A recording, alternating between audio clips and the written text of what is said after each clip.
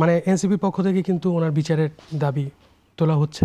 রাষ্ট্রপতি থাকাকালে হয়তো যে অপরাধগুলো রাষ্ট্রপতি থাকাকালে যে কোনো বিষয় নিয়ে আসলে হয়তো বিচার মুখোমুখি না হলেও আগের অতীত কর্মকাণ্ড নিয়ে তাকে বিচারের মুখোমুখি করা যেতে পারে, এবং সেজন্য বিরোধীরা তার বিচারের দাবি তুলছেন এবং তারা বলছেন যে দেশ ত্যাগে একরকম সমঝোতা করেই সেফ এক্সিট দিয়েছে সরকার। তো ওভারঅল যদি আপনি বলেন আসলে ওনার পুরো জার্নিটাকে আপনি আসলে কীভাবে মূল্যায়ন করবেন? ধন্যবাদ। আসলে দেখুন, বলা হয় যে বাংলাদেশের রাষ্ট্রপতি পদের নির্বাহী ক্ষমতা খুব একটা নেই, এবং এটা সত্য। কিন্তু এটা তো সত্য, এই পদটার একটা হেজিমনিক ক্ষমতা আছে, একটা অভিভাবক সুলভ ভাবমূর্তি আছে সকলের উপর, পুরো দেশের উপর, দেশের সবচেয়ে গুরুত্বপূর্ণ এবং সম্মানিত পদ। সেখানে মোহাম্মদ শাহাবুদ্দিন সাহেব ছিলেন এবং বিদায় নিলেন। তার বিদায় সম্বর্ধনা হয়নি। অতীতে এরকম ঘটেছে, আমাদের অনেক রাষ্ট্রপতি বিদায় সম্বর্ধনা ছাড়াই গিয়েছেন। সেদিক থেকে এটা আমি বলবো এই পদের জন্য একটু সম্মানহানির ঐতিহ্য আমরা বজায় রাখলাম আর কি। দেখুন, এই যে উনি গেলেন, আমার কাছে উনি যে থাকাটাই আমার কাছে স্ববিরোধী মনে হচ্ছিল। কারণ উনি একটা রাজনৈতিক দলের নির্বাচিত মনোনীত রাষ্ট্রপতি ছিলেন।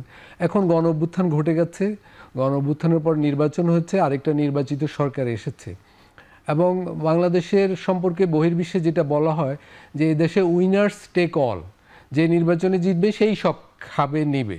ফলে বিএনপি ইতিমধ্যে সিভিল প্রশাসনের প্রত্যেকটা পদে নিজেদের পছন্দের লোক বসিয়েছে। এই একটা পদই বাকি ছিল, সেটাও সম্পূর্ণ হলো। ফলে ওই দিক থেকে একটা স্ববিরোধিতার অবসান হলো এবং উইনার্স টেক অল ব্যাপারটাও পূর্ণতা হলো। কিন্তু সবচেয়ে গুরুত্বের ব্যাপার, দেখুন, বিএনপি কিন্তু তার বিদায় চায়নি অন্তর্বর্তীকালীন সরকার আমলে। চাইনি এই কারণে, এবং আমি বলবো এখানের সিভিল প্রশাসন, মিলিটারি প্রশাসন, অলিগার্কি কেউই চায়নি।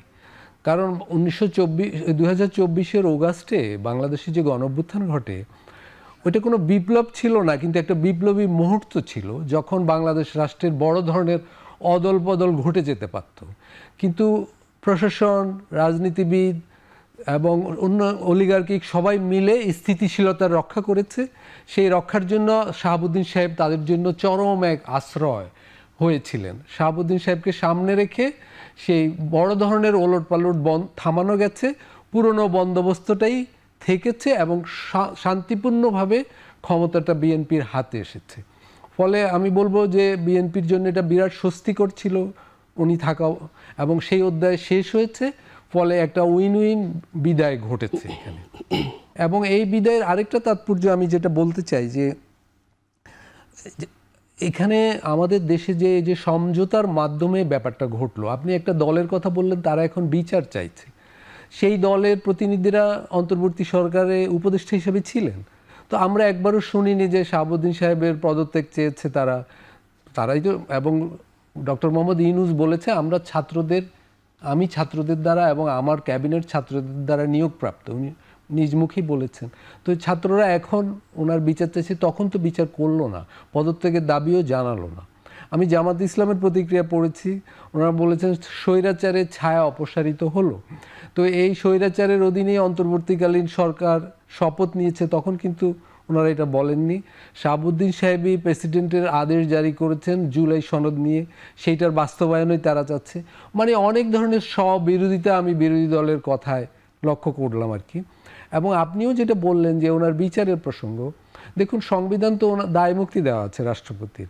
আর আগে যদি উনি কোনো অপরাধ করে থাকতেন তাহলে নিশ্চয়ই উনি রাষ্ট্রপতি হতেন না, এবং আগের অপরাধের কথাও অন্তর্বর্তীকালীন সরকারের আমলে আমরা উঠাইনি। এবং এই যে উনি রাষ্ট্রপতি ছিলেন, ওনাকে রাখা হয়েছে, অভ্যুত্থানের শক্তিগুলোই ওনাকে রেখেছে। কিন্তু আমি বলবো এই পদকে অপমানিত করা হয়েছে এভাবে যে বিদেশে আমাদের দূতাবাসগুলোতে ওনার ছবি রাখা হয়নি, অপসারণ করা হয়েছে। দেখুন, প্রেসিডেন্ট আসবে, প্রেসিডেন্টরা রাজনৈতিকভাবে নিয়োজিত বা নিয়োগপ্রাপ্ত, ওনাদের নিয়ে বিতর্ক থাকবে, কিন্তু এই পদের এই ধরনের অসম্মান কিন্তু আমি বলবো খারাপ নজির রেখে যায় সমাজে। সেইটা হলো আমি বলবো একটা দুর্ভাগ্যের ব্যাপার ঘটেছে আর কি। এবং উনি নিজেও এই বিষয়ে অসন্তোষ প্রকাশ করেছিলেন, কিন্তু সেটা নিয়ে তো কোনো হয়নি, কেউ জবাবদিহি করেনি। এবং বিএনপি তার বিচার করবে, এটা আমার কাছে অবিশ্বাস্য মনে হয়। কারণ ওনার থাকার মধ্য দিয়ে যে পুরনো ব্যবস্থা আবার বহাল থাকলো, স্থিতিশীলতা বহাল থাকলো, তার তো প্রধান বেনিফিশিয়ারি জাতীয়তাবাদী দল। তারা কেন ওনার বিচার করবে? আর বিচার ওনার রাষ্ট্রপতি থাকাকালে আজকে ট্রাইব্যুনালে কোনো কিন্তু প্রসঙ্গ ঘটেনি। ট্রাইব্যুনালে আজকে দুইটা সংগঠন ওনার অতীত কর্মকাণ্ডের জন্য, মানে আওয়ামী লীগ আমলে গুম খুনে নীরব থাকার জন্য অভিযোগ দায়ের করেছে। মানে এইগুলোর কি কোনো রেজাল্ট আসতে পারে? এগুলা সরকার বিবেচনা করবে এগুলোর কোনো আইনি ভিত্তি আছে কিনা বা এগুলো নিয়ে এগোনো যায় কিনা। তবে আমি আমার ব্যক্তিগত বিবেচনা এগুলোর সম্ভাবনা দেখি না খুব একটা।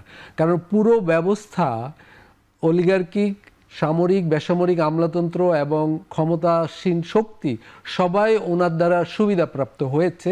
উনি স্থিতিশীলতা রক্ষা করেছেন এবং পুরনো ব্যবস্থাটা রক্ষা করতে সাহায্য করেছেন সবাইকে।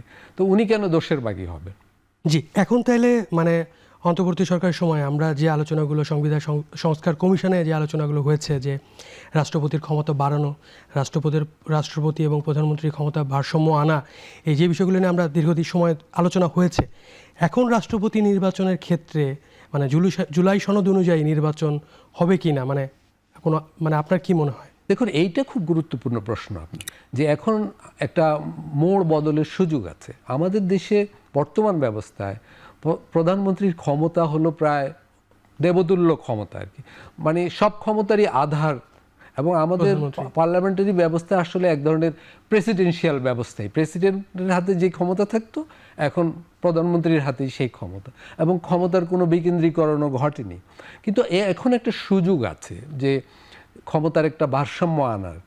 কীরকম হতে পারে? যে আমাদের অন্তত সাংবিধানিক যে প্রতিষ্ঠানগুলো আছে, যে ধরুন আমাদের পাবলিক সার্ভিস কমিশন বা এই ধরনের যে প্রতিষ্ঠানগুলো আছে, এগুলার কর্মকর্তাদের নিয়োগের ব্যাপারটা প্রেসিডেন্টের হাতে থাকতে পারে উনি, তাহলে অন্তত প্রধানমন্ত্রীর ক্ষমতার কিছু ভারসাম্য হয় এবং এই ধরনের সাংবিধানিক প্রতিষ্ঠানগুলোর উপর নির্বাহী বিভাগের কর্তৃত্ব কমে।